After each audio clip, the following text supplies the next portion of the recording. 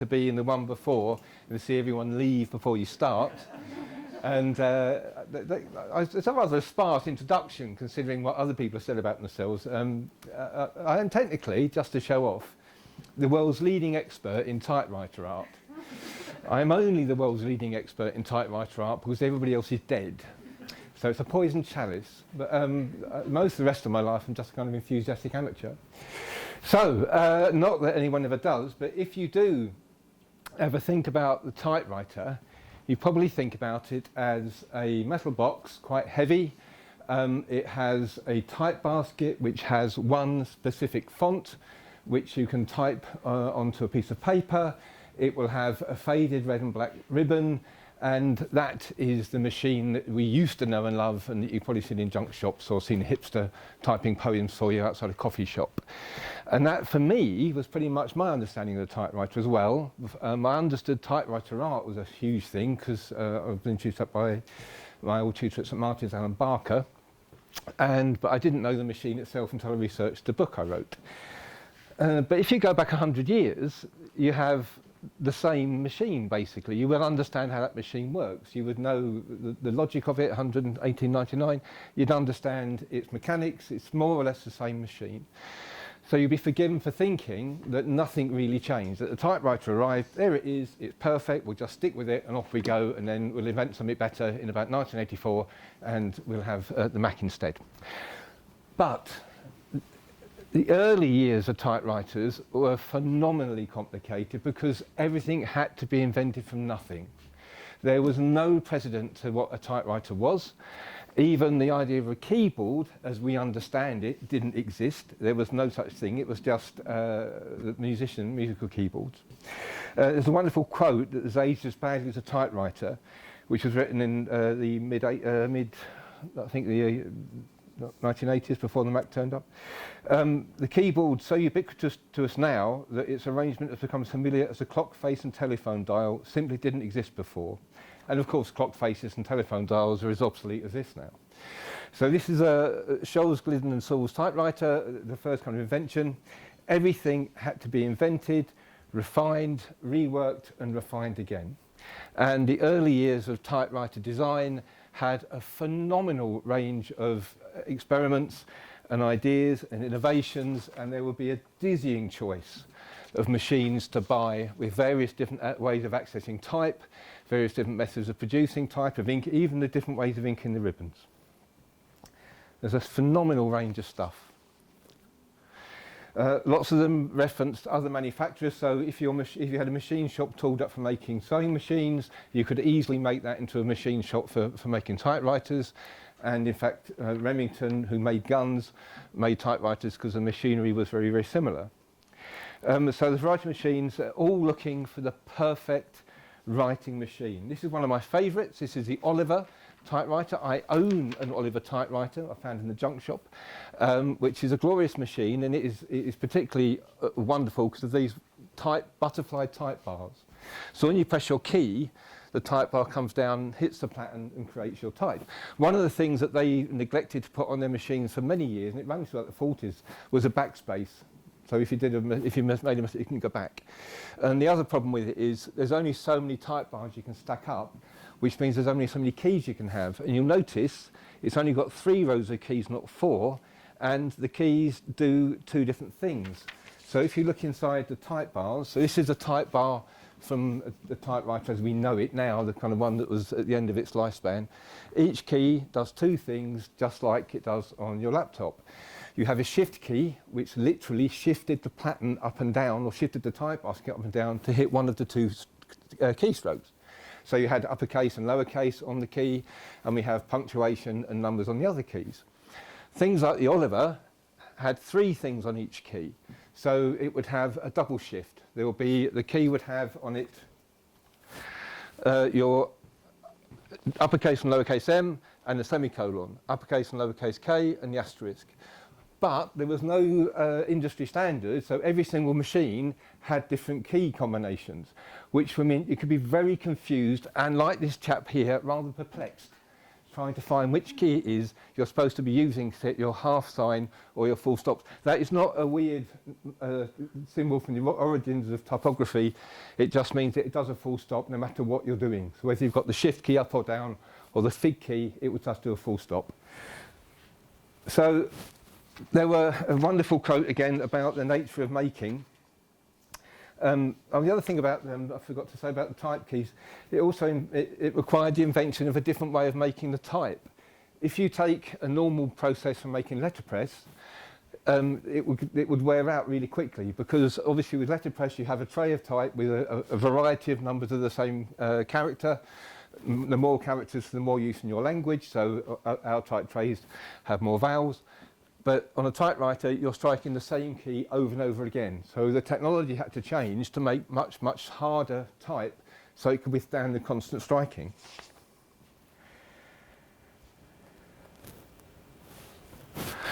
So everything that's been invented, refined, reworked and refined again. By 1886, there were 35,000 machines being sold, and the period 20 years before that, 250 patents, 100 inventors were doomed to build writing machines which are, quote, almost all of them work badly in varying degrees of badness, which is why we end up with a typewriter and not the cryptographique, the acravino, the tachiographique, the compositor, the chirographer, the rapidograph, the imprimeur, the stereograph, the phonetic, a typographer, or the pterotype.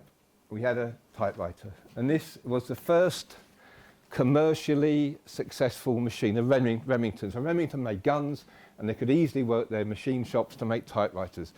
And you can see the Victorian details, all of it, the same kind of stuff you find on sewing machines. And it has pretty much the functions we'd expect. This one's got the 4 keystrokes, so it's got a single shift, like the modern day keyboards. They often didn't have a number 1 because it saved on manufacturing costs, so you'd use a capital I. And it hasn't got a 0, because you just use the O. And also, it's the beginning of the horror of prime marks or quote marks, because on a typewriter, the more keys, the more expensive, the more complicated. So the prime mark, which we all know means longitude and latitude, minutes and seconds, or feet and inches, was pressed into service as quote marks and apostrophes. And for some reason, when they first did the digital conversion onto the Mac in '84, the prime mark was still the same freaking thing. So even to this day, the prime mark is there on our digital fonts when it shouldn't be. The thing about this one, which is the one thing it lacked, was it was an invisible writing machine, a blind machine, in which case you typed your text and you had to lift the carriage to see what you typed. So the typing wasn't visible when you were typing it. And the first one to make it visible was the Underwood. So the Underwood, all the different things that were going on, the Underwood managed to make them all work well enough to be the first machine that became ubiquitous. It had the QWERTY keyboard, it had visible writing, and there was a backlash at the time because people thought it was cheating. And proper typewriting, you had to know what you were doing and look later, but it had a visible keyboard. So everything in that machine pretty much is what we know from nowadays. So it isn't the perfect machine, it's just at best at doing all the bad things better. And somebody said, Peter Passell said it was the classic example of path dependence. The idea that small random events at critical moments can determine choices in technology that are extremely difficult and expensive to change. The history of innovation reveals many ideas that dominate a field yet are divided by insiders. So VHS and Betamax, for those old enough to remember, Betamax was better, VHS won. If no one's old enough to remember the beginning of the origins of love with the motor car, there were viable electric engines, viable steam engines, and viable petrol engines. Petrol wasn't the best, but it won for various reasons. So the Underwood, it's a practical front stroke, completely visible writing machine, and it revolutionised the industry by combining successful features of other machines into its own. So it also had the QWERTY keyboard. So there were lots of different keyboards. There's lots of myths about why we have QWERTY. The one at the moment which seems to gain the most traction is that it was designed so that the most common keystrokes in English had the type bars, because they were on a kind of curved bed, further away from each other, so when you were typing quickly, they wouldn't stick. So it wasn't designed to slow anyone down, it was designed to make it quicker. The other one was Dvorak, which was supposed to be more ergonomic, and supposedly, I read when I was doing some research years ago, there was a competition for the US Army, who wanted to get typewriters on all the army bases, airships, all their everything, ships, planes, everything needed typewriters. So they had a competition to see which the best one was it QWERTY or Dvorak? And apparently, allegedly, the Underwood company, whoever it was that was using QWERTY, cheated and got the script, and they had their guy practice it. So when they did the type test for speed, they won. So the American military bought Underwood typewriters with QWERTY keyboards, and therefore we were locked into the path of these resistance on QWERTYs.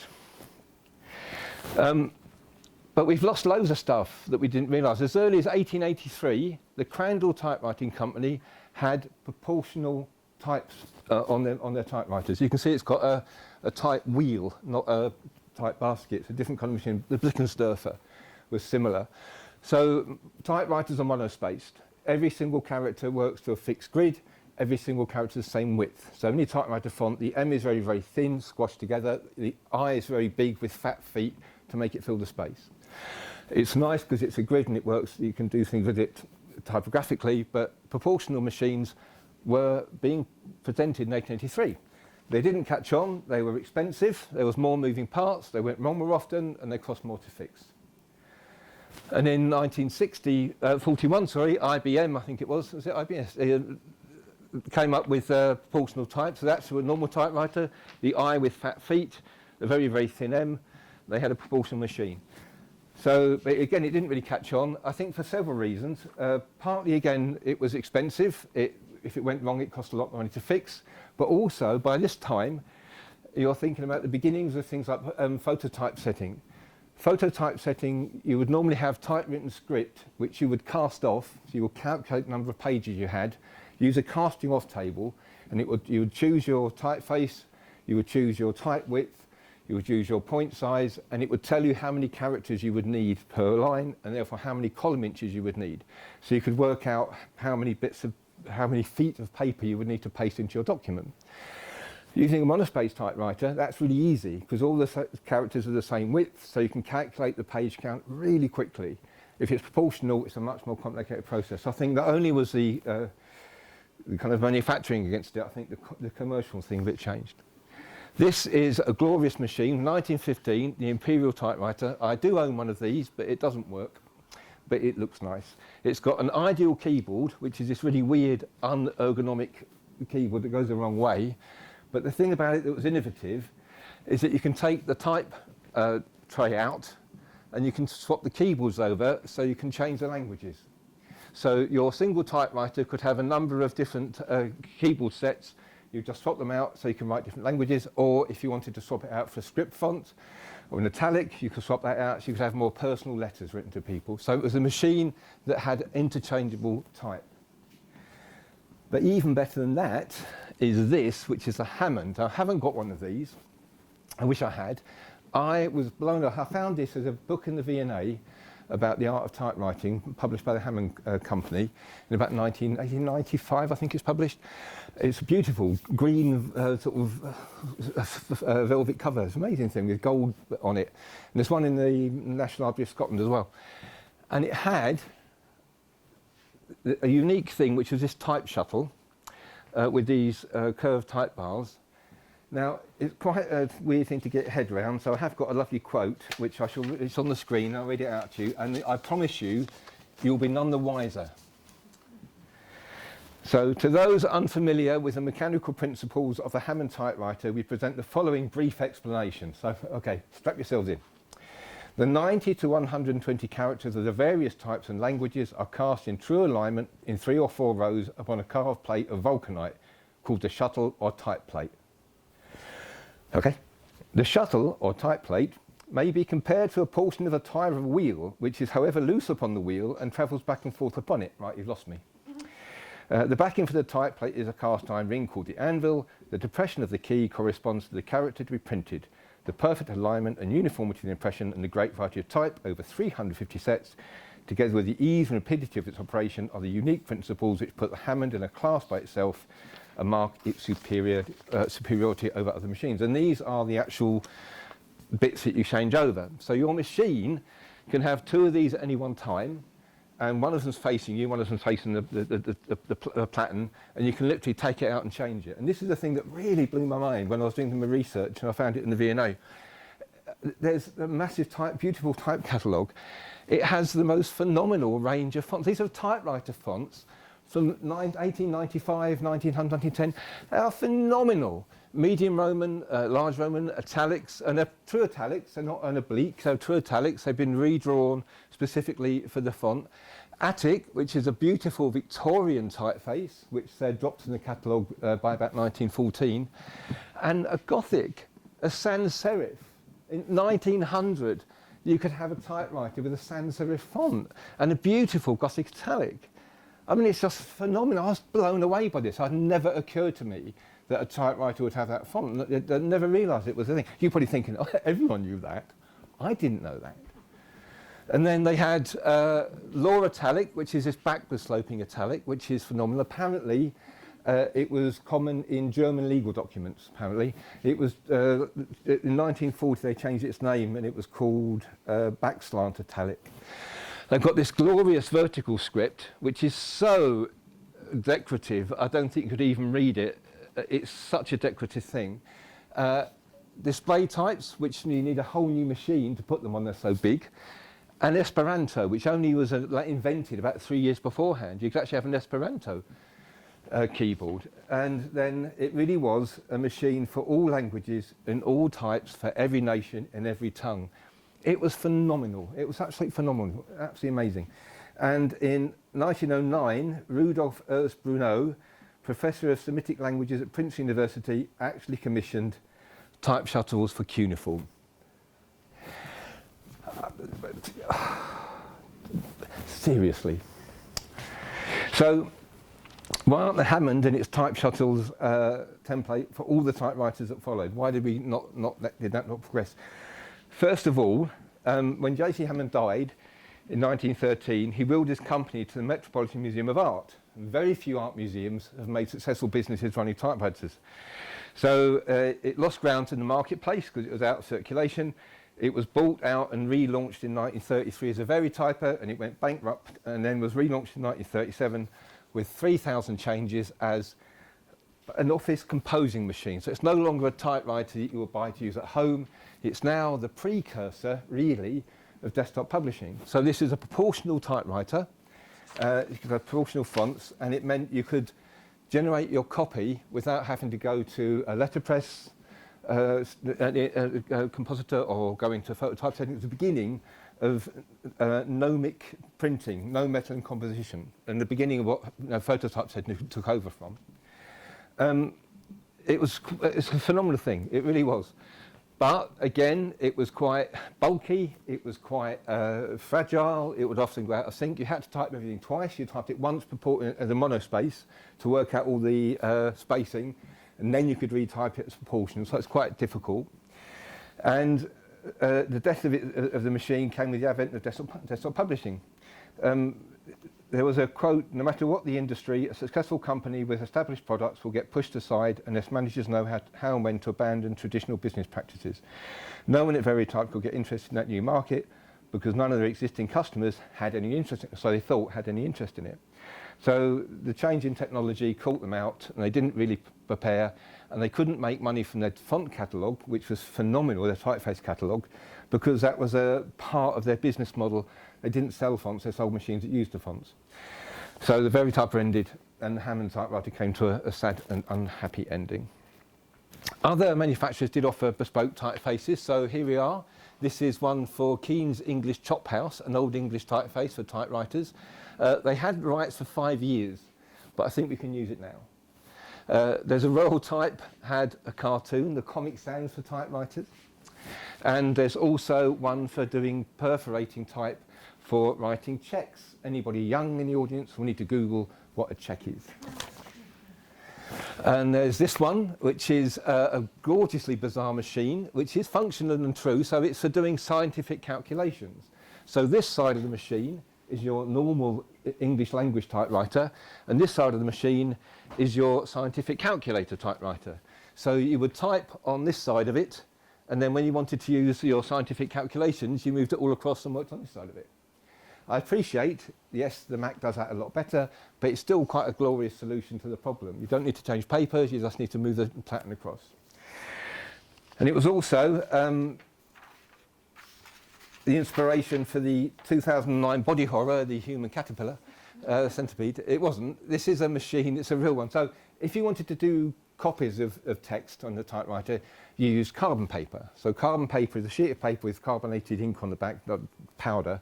You put your paper in the machine, you put another paper in the machine, you type on the front and the carbon paper picks the image up on the back. So you have a carbon copy, which is why your CC on your emails is a carbon copy.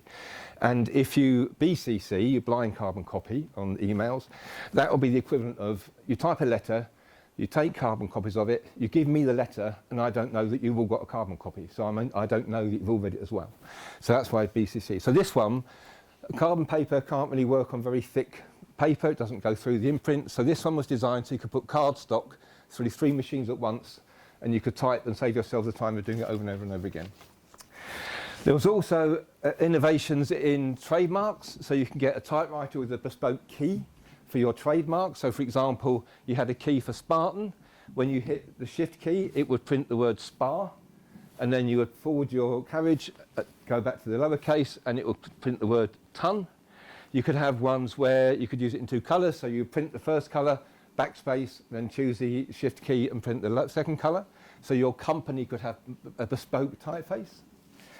And rather gloriously, you could respond to the latest moments in typographic fashion. The Interrobang began life in '62 when Martin K. Spector of Type Talks called for a new punctuation mark to capture the nuances of language in the modern world. Jack Lipton provided the Interrobang, which Kenneth Wright included on the keyboard of the Remington Rand 25 electric typewriter.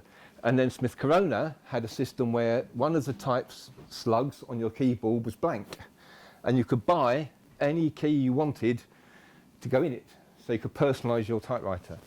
There's a woman, Alison Stafella, a typewriter artist, who had a complete typewriter, bespoke all the slugs, and they're sharp, so when she types, it cuts the paper away. So the more she types on her artwork, the less of it there is left. It's quite glorious. Obviously, my favourite typewriter, the Hammond, had done symbols way before this, back in 1905. So these are the small Roman English universal and small Roman, 2 different versions of universal. They've got the multiplication sign for maths. They've got the, what's it called, the sign for additions in text, the appendices in essays and things, and this one, which I had no idea what it was. I didn't know that. I had no idea what that symbol was, so I found out. And it's called the per sign. That's interesting. That's the per sign, and it's available on our computers. It's available on all systems. It's available on Windows, Android, Linux, and iOS. But the sad thing for me is that my beloved Hammond typewriter, bearing in mind that I am a designer who uses Apple and I've rarely used a PC, and usually I don't know how to, so I don't get very far. The Hammond typewriter runs Windows. That spoilt it for me a bit. So typewriters had a huge kind of potential. There were, we think of them now, red and black ribbons are the kind of only 2 ribbons you get.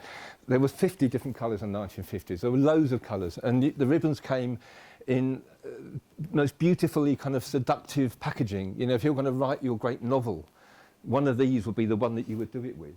Ken Garland said in the 70s he bought the Olivetti Valentine. He said they put it on the table in their house in Rwanda, and they looked at it, and he was thinking about what he could write, what he would write on this machine, what things he would create. He said he wrote a novel, which he never published because he never finished it, but he did write science fiction stories, which he was going to send me to publish as a Caseroom Press, but he got ill, and I didn't. They're now on his hard drive somewhere. If they were typewritten, we'd have them as copies. But there has been a resurgence in typewriters in recent years. They used to be really cheap in second-hand shops. I remember buying them for £2.50. Now they're 25 quid, 250 quid. Thousands of kids, makers, poets, artists, steampunks, hipsters, activists and musicians now have one thing in common. They love typewriters.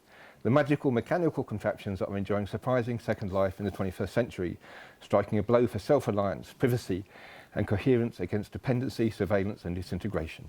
There is a romance to them. David Harris said it best in a short essay he wrote called nuttracker.com. Unlike the faint scurry raised by fingers against a plastic computer keyboard, the smack and clatter of a typewriter suggests you're actually building something.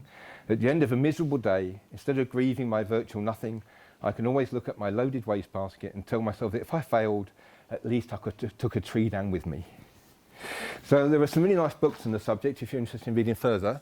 This is glorious. That one's phenomenal. That's by Uppercase magazine. That's who did the typewriter ribbon slide. This has just come out, and it's fantastic about the nature of manufacturing. You will know far more than you ever thought you'd want to know, but it's fantastic. And the photographs are glorious. Alan Riddell's book on typewriter art, I'd recommend. That's available online on Monoscope and Internet Archive in high resolution. But the best book, obviously, is that one.